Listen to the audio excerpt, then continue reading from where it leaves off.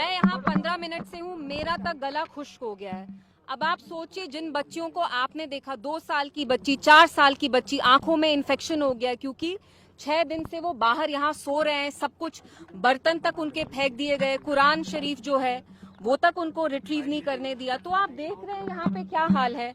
और एक कॉमन चीज जो सारी फैमिलीज ने मुझे बोली वो ये थी कि यहाँ एक बीजेपी के एमएलए आए, उनका नाम आपको पता है, विक्रम रंधावा है। यहाँ वो लगभग 10 दिन पहले आए। प्लीज आप शोर नहीं मचाइए। When he came here a week ago, Vikram साहब ने ये कहा कि यहाँ सारा जो है ये इलीगल है और हम तुड़वाएंगे। और ये कोई कोइंसिडेंस नहीं है कि बीजेपी एनसी को डायरेक्शन देती है कि आपको यहाँ कुछ काम करना है। क्योंकि आप मुझे बताइए, हम यहाँ पॉलिटिक्स नहीं खेलना चाहते हैं, लेकिन फॉरेस्ट डिपार्टमेंट किसके अंडर आता है?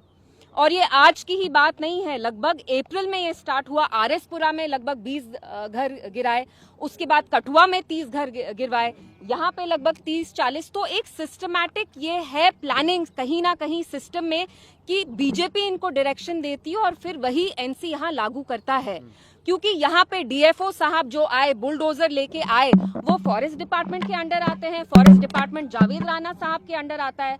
तो मैं जावेद राणा साहब से पूछना चाहती हूँ, अगर आपके ही डिपार्टमेंट के लोग आपकी बात नहीं सुन रहे, आप ये क्लेम करते हैं, वैसे मुझे तो नहीं लगता है, तो कहीं ना कहीं एनसी को भी रिस्पॉन्सिबिलिटी लेनी चाहिए।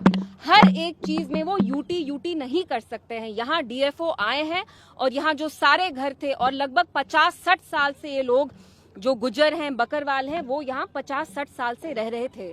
और आप लोग जानते हैं इतने मिस्कीन लोग कैसे खून पसीना इकट्ठा करके, पैसा इकट्ठा करके एक एक दीवार बनाना, दीवार पे पेंट चढ़ाना, बाथरूम बनवाना, किचन बनवाना, बर्तन खरीदना, लोन लेना, इतने मोटे मोटे लोन। एक फैमिली की मुझे यहाँ मिली, वो कह रही थी मेरा बेटा पुलिस में है, हमने 20-40 लाख का लोन लिया। तो आप मुझे बताइए ये लोग कहाँ जाएंगे? कहीं ना कहीं यहाँ एनसी और बीजेपी की एक अंडरस्टैंडिंग है कि बीजेपी उनको इशारा देता है और एनसी फिर वही करता है। एंड इट्स वेरी अनफॉर्चुनेट, क्योंकि एनसी को समझना चाहिए कि इन लोगों के लिए घर बनाना कितना मुश्किल होता है। सो वी केम हियर, हम चाहते हैं इनको कोई रिलीफ मिले। अभी इनके पास ना राशन है ना पानी है। मैंने हमारे जो पार्टी के यहाँ लोग हैं, आदित्य है, राजेंद्र साहब हैं, जुल्फी हैं, सोनू जी हैं, मैंने उन सबको गुजारिश की है कि यहाँ जो भी अभी हम इनको पानी की टैंकर लगा दें, दाल चावल राशन जो भी हो सकता है, कुकिंग गैस हम दे दें, क्योंकि 40 डिग्री टेम्परेचर में इन लोगों को बेघर कर दिया गया है। They are homeless.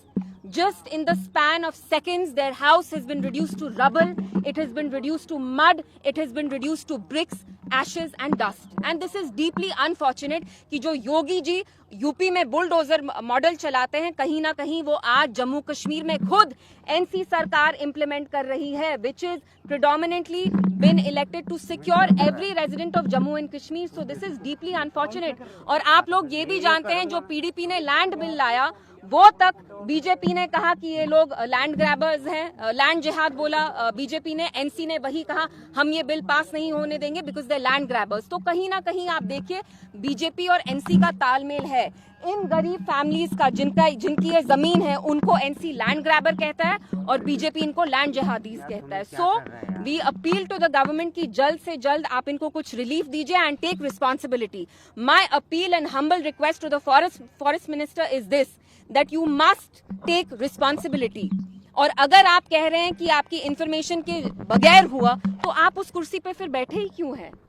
What moral responsibility do you have to sit on that chair anymore? Ma'am एक सवाल लोगों का है कि क्या एक एमएलए जो है वो कैबिनेट मिनिस्टर से ज्यादा पावरफुल है? उसके एहतजाज करने के बाद और काफिर जैसे शब्दों का इस्तेमाल करने के बाद जो है यहाँ पे बुलडोज कर दिया गया। देखिए, अलायंस तो आपको साफ तौर से दिख नहीं रही है कि विक्रम रंधावा यहाँ 10 दिन पहले आके कहते हैं कि यहाँ के लोग जो हैं, आपने वो जो अल्फाज यूज किए वो तो मैं बोलना भी नहीं चाहती हूँ, क्या क्या मुसलमानों को बोलते रहते हैं, जिहादी हैं, फलाना है। लेकिन अफसोस की बात यह है कि जम्मू कश्मीर की कौम ने, अवाम ने 2024 में एनसी को इसलिए चुना because they thought that this is a party that will protect our interest, that will protect our dignity, our security.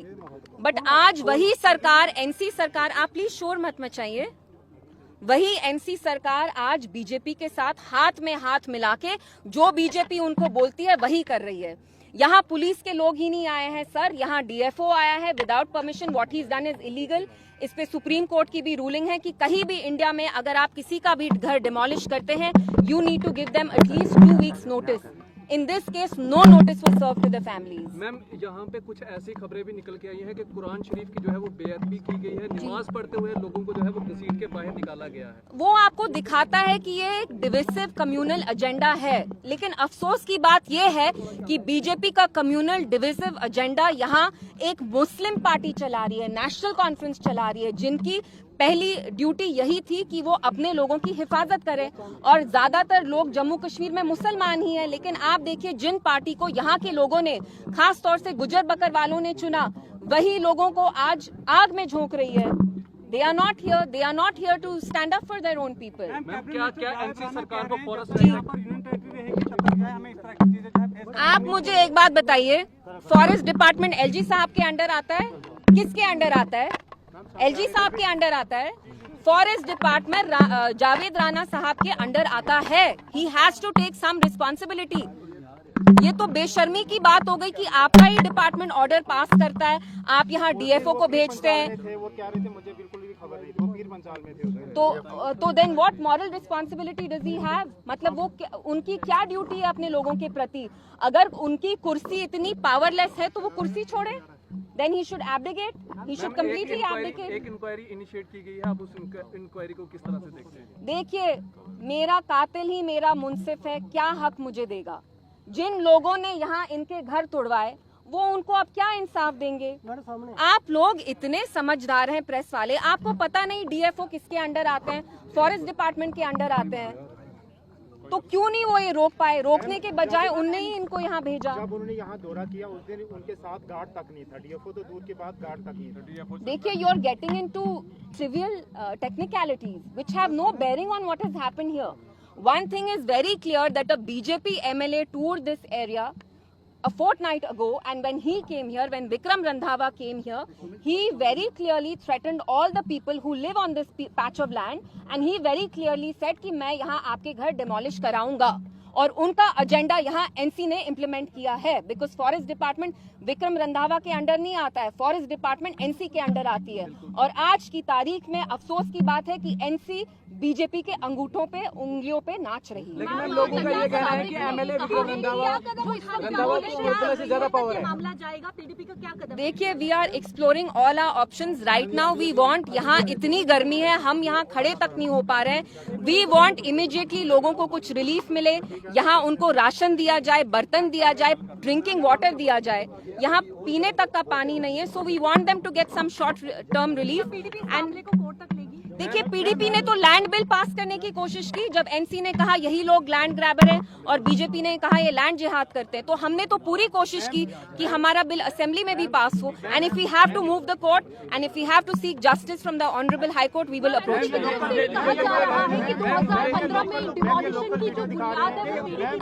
देखिए, जब महबूबा जी चीफ मिनिस्टर थी, आप भी उनकी फाइल्स देख लीजिएगा, उनने एक बहुत क्लियर ऑर्डर इश्यू किया that no one will touch anyone's house in Jammu and Kashmir to demolish it unless they have permission from the Tribal Affairs Department. So this is just to obfuscate facts. NC कोई responsibility लेना नहीं चाहती तो PDP करती रहती है। आज की डेट में उन्हें वीडियो लोकल दिखा रहे हैं कि पहले आए थे, अभी आधा घंटा पहले आए थे और कह रहे हैं कि हम और मकान डिमोलिश करेंगे। तो आप मुझे बताइए, फॉरेस्ट डिपार्टमेंट पुलिस के अंडर नहीं आता। कहीं ना कहीं एनसी आके यहाँ ड्रामा कर रही है। जो ऑर्डर्स खुद पास करें, सुबह पास करते हैं, शाम में इनके यहाँ आंसू पहुंचने आते हैं।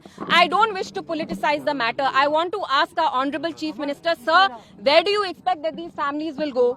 इतनी गर्मी में आपने इनके घर तोड़े हैं। ईद अभी ईद आ रही है, ईद के वक्त पे आपने इनके साथ क्या किया है?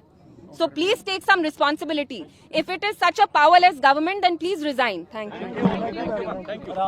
आराम से